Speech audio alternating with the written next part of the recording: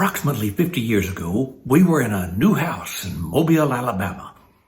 The builder had started the lawn by sprigs of centipede grass.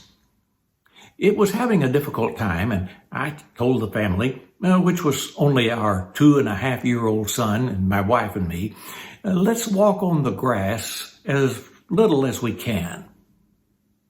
Add to that setting the famous comedian of that time, Don Rickles. Rickles was sarcastic in his humor, and he had a line just about every time he was talking to either another actor or comedian in a comedic situation, or when he was talking to an audience. He'd pick on one and say, "You dummy." Dummy was a popular way of getting a laugh in that day, and I picked up on it. As I look back on it, I don't know now why it was funny, but it was then. It was until one Wednesday night we came home from church. It was a beautiful, starlit night. We all three got out of the car, and I began to stroll across the lawn, looking at the sky and talking about how beautiful all those stars were, when that wee small voice, not yet 3 years old, said, "Get off the grass, dummy." And I thought he mimicked Rickles better than I could. That didn't go down so well, though. And I knew right then. In fact, I turned to my wife and said, "You won't hear me use that word dummy anymore. I don't want to hear it in our house. I'm done with that." Little children listen and repeat. They watch us and they learn. Sometimes they learn things we don't want them to learn.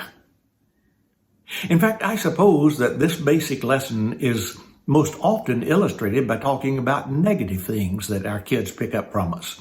I'm pleased to say that the positive can also be picked up and will be picked up if that's what the children see.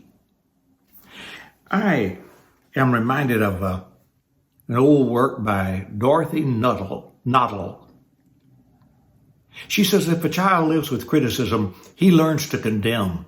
If a child lives with hostility, he learns to fight.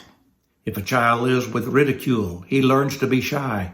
If a child lives with shame, he learns to feel guilty. And then she switches to the positive.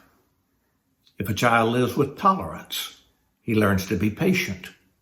If a child lives with encouragement, he learns confidence. If a child lives with praise, he learns to appreciate.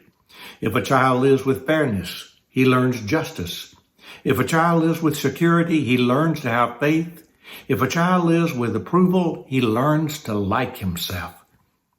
If a child lives with acceptance and friendship, he learns to find love in the world. And eventually she goes on to point out that if he sees Christianity modeled, he's likely to choose to follow Jesus. I am reminded also of the passage in 2 Timothy chapter 1, where Paul says that he remembered the faith that was first of all in Timothy's grandmother Lois, and then in his mother Eunice, and now was in him. That's the way it's supposed to work.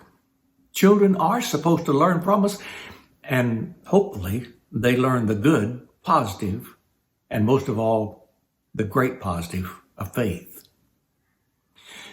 Several years ago, there was a popular song, Cats in the Cradle. There was one recurring phrase. The little boy kept following his dad around saying, "I'm gonna be like you, Dad. I'm gonna be like you." You and I must make sure that when they're trying to be like us, we're worth being like.